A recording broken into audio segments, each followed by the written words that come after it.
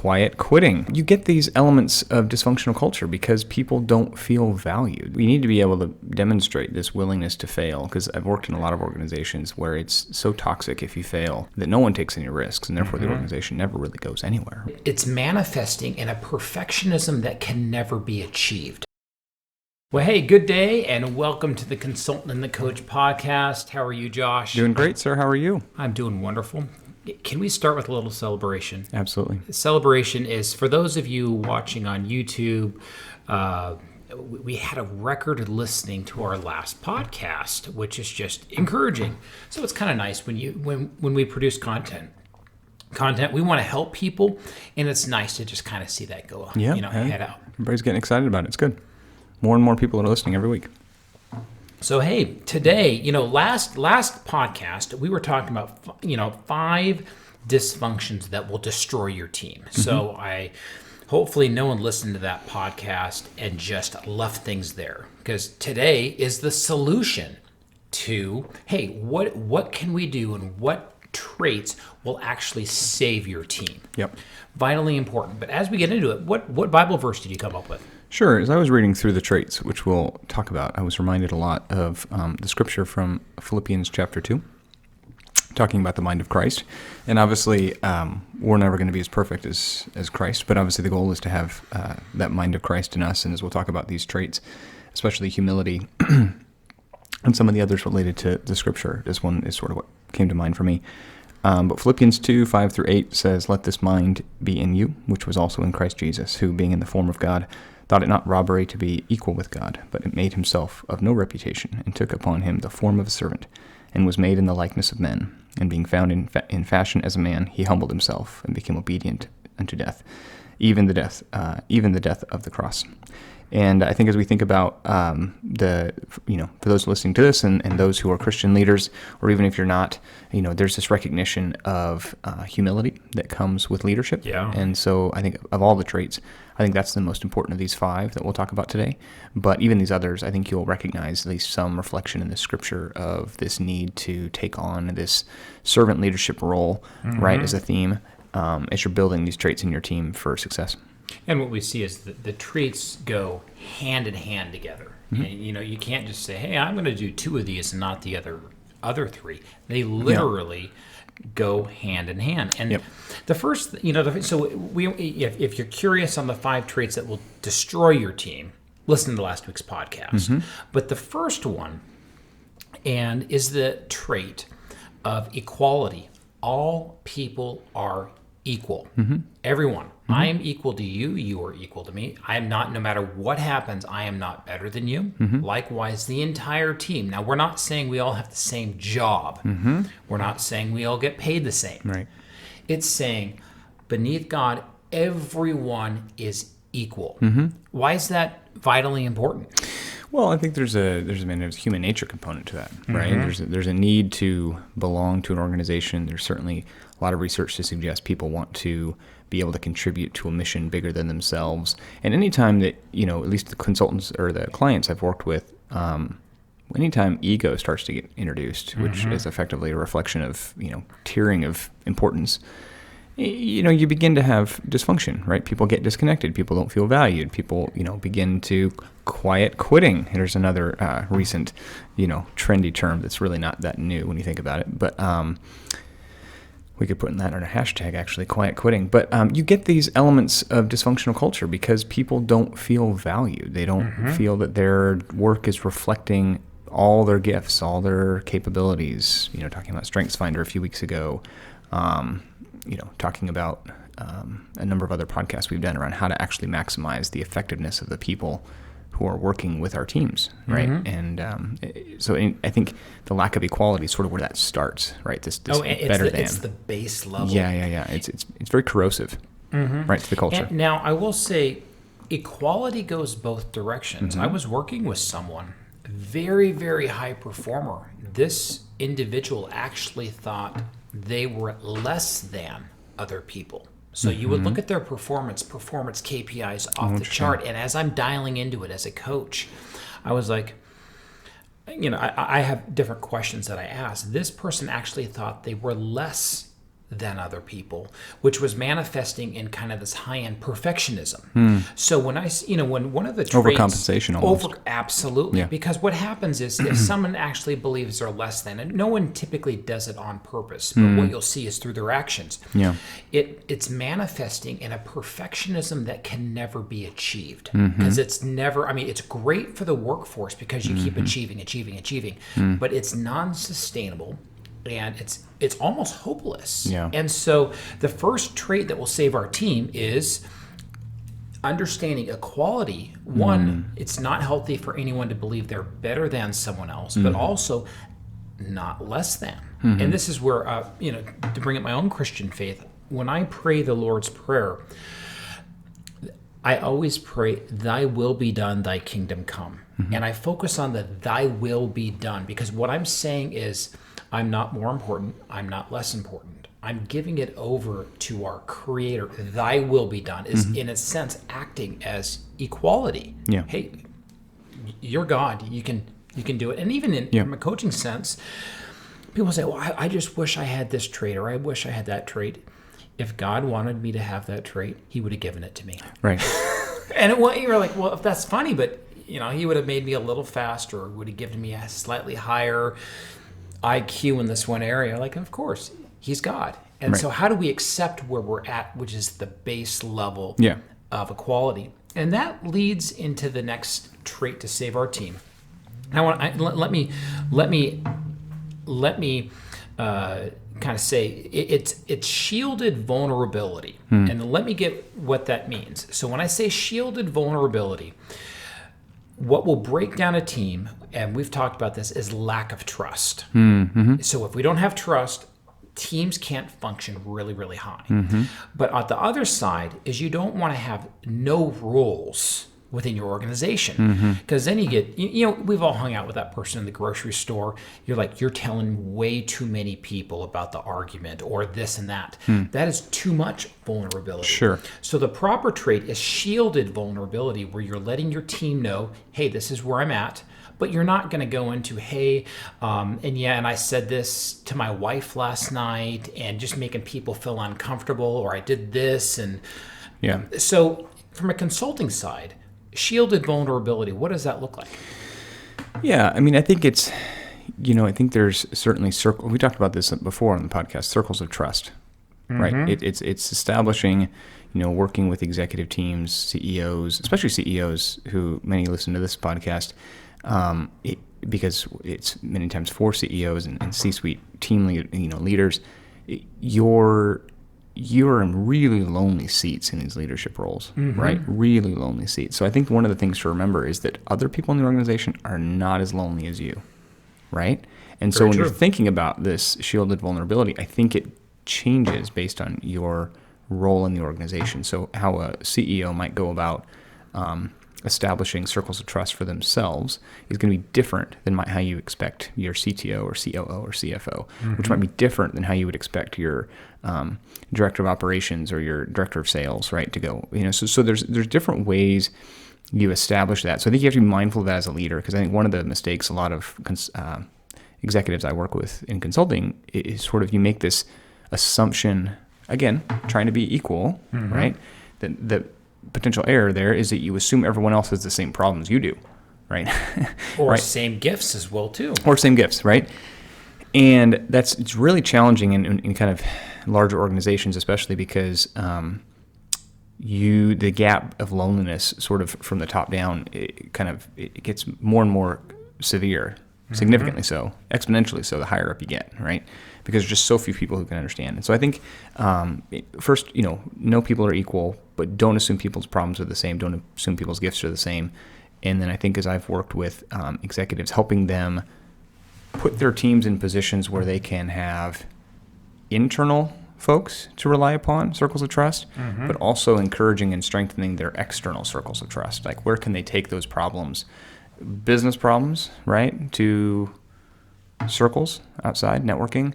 Where can they take their personal problems? Either when and how is that appropriate in the workplace, right? So you can be effective as teams kind of around a mission of a company. Absolutely. But not be distracted by it, but also recognize and respect that there's also life happens. And so with shielded vulnerability, we all need to be, first, with our Creator, 100% vulnerable. Granted, God knows everything anyway. Knows it all anyway. Might as well not lie about it. But within our companies, there are certain things to share. For example, my executive team gets one level. My team leads get another level.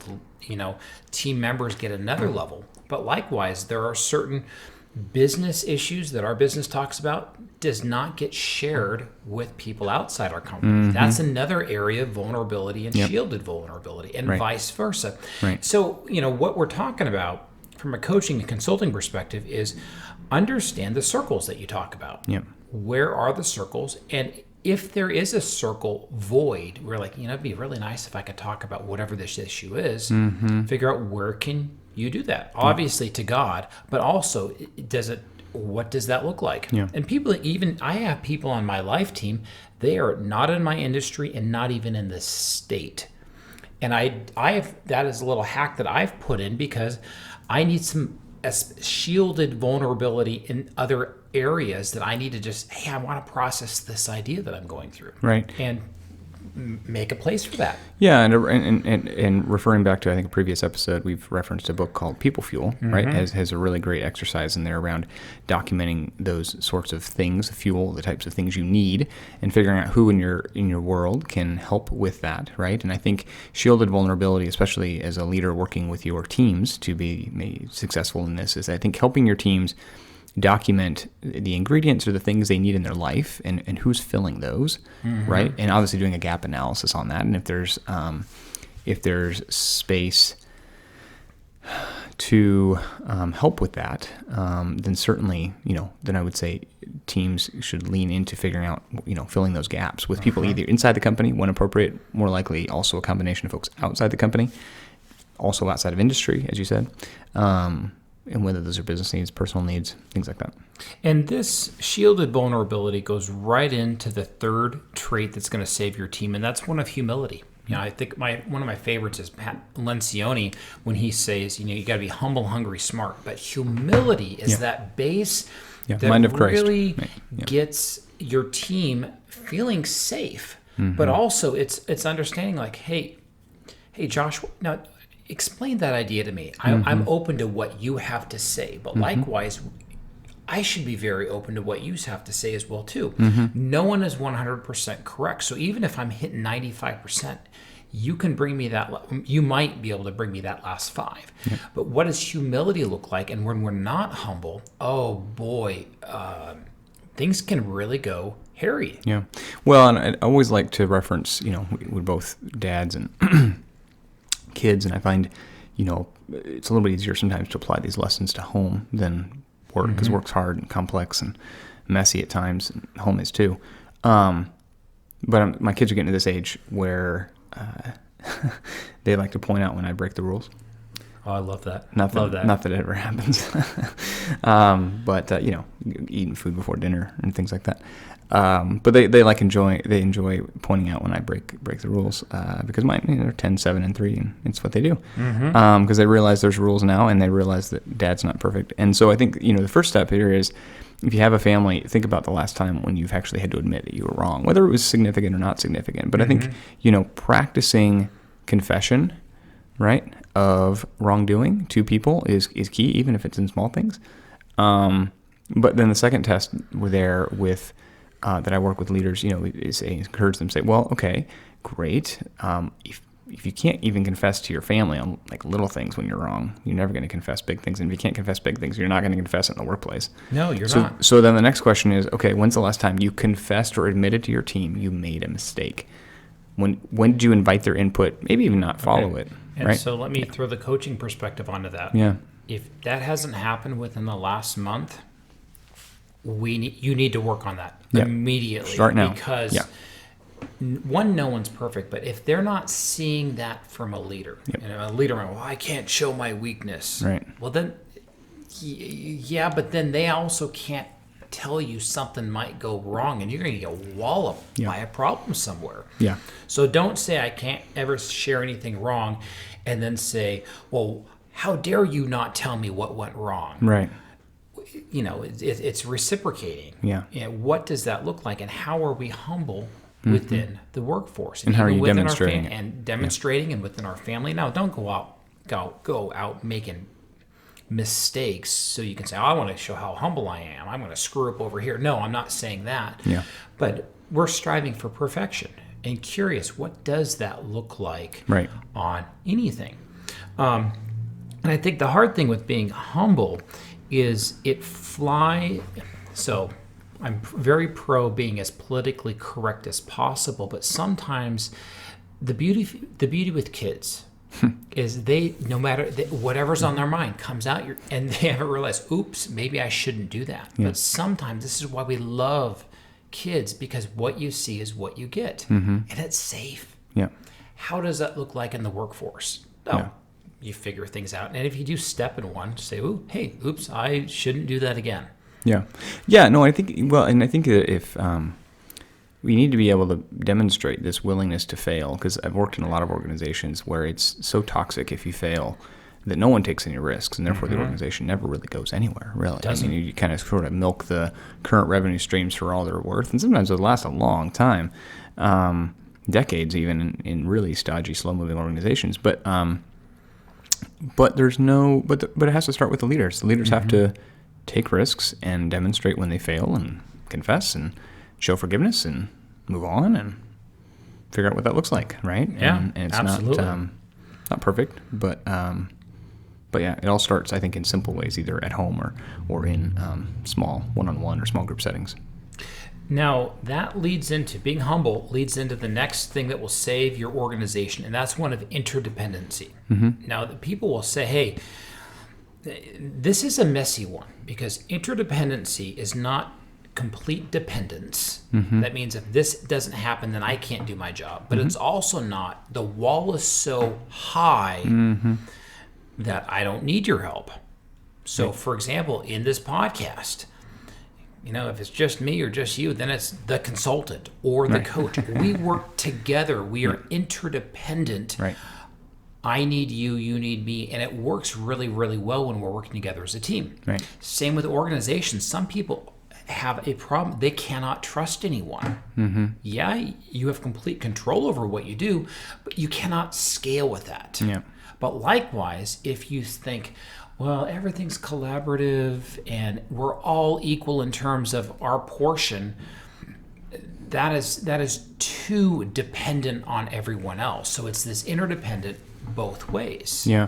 Yeah, and I've been working with some teams around consulting around the team design brings into play here. I think there's a lot of science org design work around how you build teams around a particular problem, or more importantly, if you can, around a particular customer, like a persona, right, and building a product. And it's this key that there's no one person ready to sort of bring everything you need to solve a particular problem or meet a particular customer need, right? But you have to especially if it's complex. Right, anything significant, right? So you have to have your engineers, your designers, your architects, your pick, the solution you need, right, of people who can all come around this key problem. And so I think interdependency is really valuable when you can demonstrate that their parts are equal, but they're also diverse and required to sort of all collaborate to the point of synergy, right? So you're all achieving something greater.